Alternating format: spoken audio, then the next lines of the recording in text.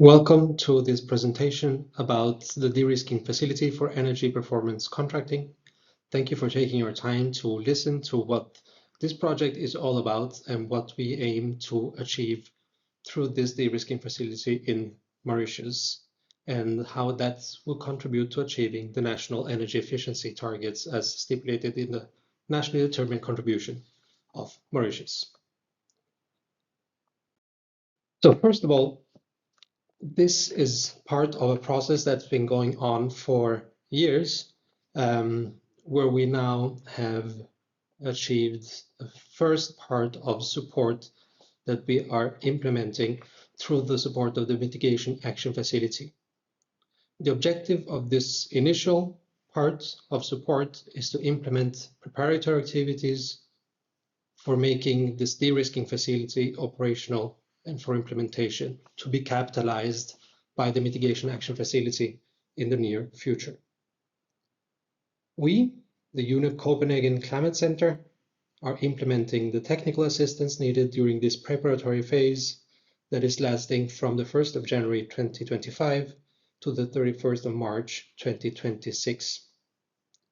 The activities during this time will focus on the operationalization of a guarantee fund to provide a first loss guarantee to banks for investments in energy efficiency measures through a modality called Energy Performance Contracting, which is implemented by energy service companies, ESCOs. We will focus on establishing the enabling environments. That means both financial through this de-risking facility, but also regulatory environments and capacities for energy service companies, financial institutions, and especially also public procurements. The final delivery or deliverable for these activities is a final proposal to the Mitigation Action Facility to capitalize this financial mechanism, so a guarantee for banking institutions to finance ESCO projects to the tune of 15.6 million euros and an additional technical assistance of approximately 1 million euros. But first, let us take a step back. We've introduced some terms, ESCOs and EPC. So what does that entail? An ESCO is basically an energy service company that delivers energy services and energy efficiency improvement measures in a user's facility, premises, and operations, and at the same time accepts financial risks in doing so. The services are based on an analysis of the user's energy and resource demand against what is financially and technically viable as an alternative using energy efficient technologies, measures, energy management systems, and so forth. The payment for the investments in this energy efficiency and at times also combined with renewable energy measures is based either wholly or in part on the measured and verified energy savings that have been achieved and or energy generated and agreed under performance contracts and already agreed performance criteria. So the ESCO is a company that takes some financial risks, facilitates the investments, that leaves the client without the need to invest in energy efficiency measures, and then gets repaid through the difference in achieved energy savings. And energy performance contracting is basically the contracting modality that is used by the ESCOs. The contracting modalities may vary depending on the sort of business, the sort of implementation measures that are envisioned, and its duration and terms. But the common aspect is that basically the investment is paid through the energy savings. So it's a sort of a win-win-win situation where clients or facility owners, they don't need to put up the upfront investments and start to see energy savings depending on the contracting modality already from the start or after the contract duration. The ESCO wins in terms of expanding their business, getting a revenue stream, and getting profits. The bank also, in this way, have a way of entering a new market. And if you're a public sector client, there is a win situation because it doesn't affect your yearly budgets.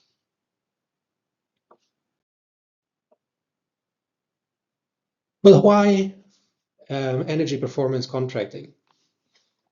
Well, through previous activities from the UNEP Copenhagen Climate Center, we've been working with Mauritius, looking at climate change issues and how to address both greenhouse gas emission reductions and adaptation measures.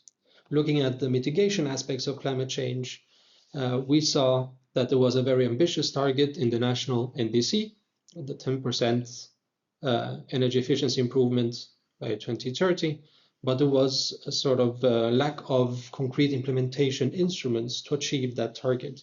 So we wanted to look at what we could potentially do to provide inputs to having such implementation modalities. And we started looking at what are the barriers for energy efficiency in Mauritius. Well, first of all, most of these barriers are not specific to Mauritius, but apply to energy efficiency in general. First of all, companies usually do not prioritize energy efficiency.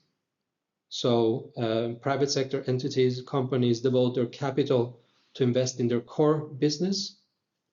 Even though some of the investments in energy efficiency make a lot of sense, energy efficiency is not most companies' core business. From the public sector side, we see that public institutions are usually restricted by their annual budgets. There are budgetary barriers, and the investment priorities prevent long-term investments in energy efficiency by public institutions.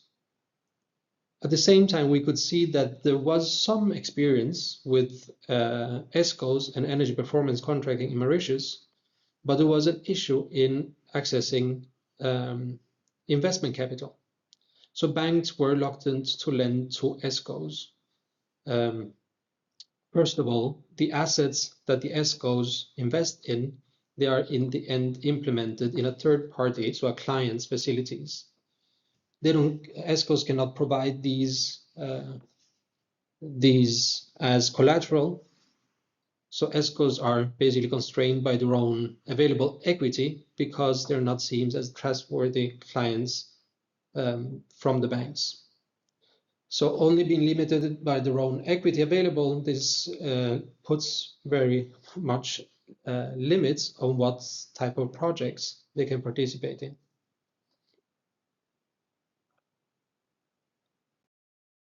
So having these barriers, we saw a guarantee provided to the banks, allowing them to provide loans to ESCOs as the solution to unlock this chain of barriers.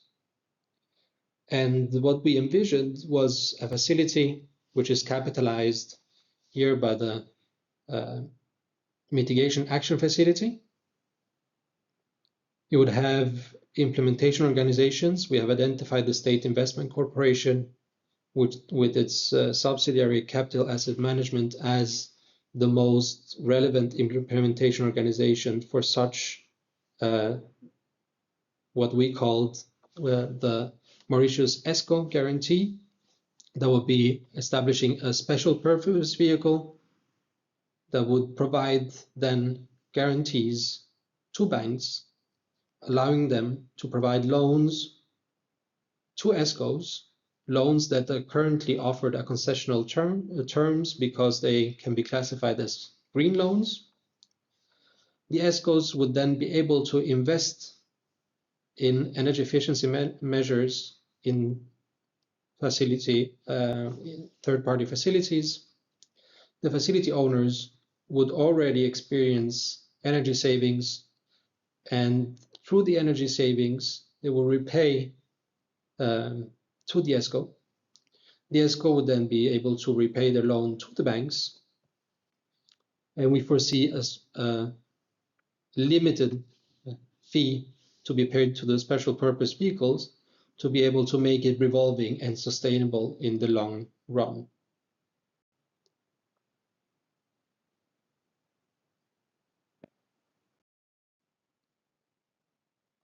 Looking at the impacts that we expect and the ambition of the guarantee, we hope, or at least our initial calculations based on the available energy audits provided by the Energy Efficiency Management Office, shows that there is a potential to mobilize up to 27 million euros of private finance during the first 5 years. Right, there's a lot of uncertainty around these numbers, of course, in every time we try to predict the future, but this is something we would very much like to see. There is a potential to mobilize 104 million euros over the course of sort of the lifetime of such a fund, that could then continue over time even longer. But so that's the projections for 15 years. These numbers are potentially much higher because we know that the amount of audits which the numbers are based on is also limited. So the more audits we get in, the more we can see the potential being increased.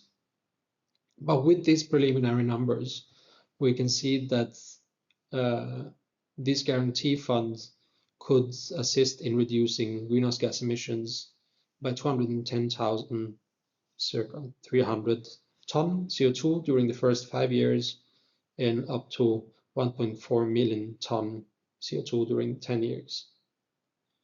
These then translates to around almost 40% of the greenhouse gas emissions which can be related to the energy efficiency target, which is in the NDC. So this is an example of how this practical financial implementation instruments can directly translate into NDC contribution. This provides an overview of sort of the theory of change of the projects, of the project activities that we have during this detailed preparation phase, which lasts this upcoming year. So we will do some detailed economic projections of all the cash flows. So basically the numbers, what's behind the numbers that we already presented, make them more detailed, hopefully more aligned with new data that has been coming in from the energy audits provided by the Energy Efficiency Management Office. We'll review energy performance contracting relevant policies and legislation, and also help in making new public procurement guidance, which integrates ESCOs and APC in it, allowing public sector to procure this type of services. We will assist in the development of an ESCO accreditation scheme to create trust in the market and the ESCOs that they have the necessary capacities, the ones that are accredited to deliver on implementation. We will, together with the partners, so State Investment Corporation and Capital Asset Management, work on development of the operational procedures for the mechanism itself. There will be some capacity building activities, so training to banks on EPC and the guarantee mechanism itself, training for ESCOs on measurement and verification, and also the training of energy auditors on measurement and verification. We will have outreach activities, so an energy efficiency job market fair, looking both also at the demand and supply of energy services, and also enhancing the capacities of energy service companies and their staff. We'll look at promoting ESCO implementation of the audit results to companies, and also develop a gender and social inclusion action plan for these activities. And through these activities and related outcomes, we hope then to contribute to the national GHG and energy efficiency targets. It was all from us at the UNEP Copenhagen Climate Center. We wish you a very successful energy efficiency day, and thank you for listening.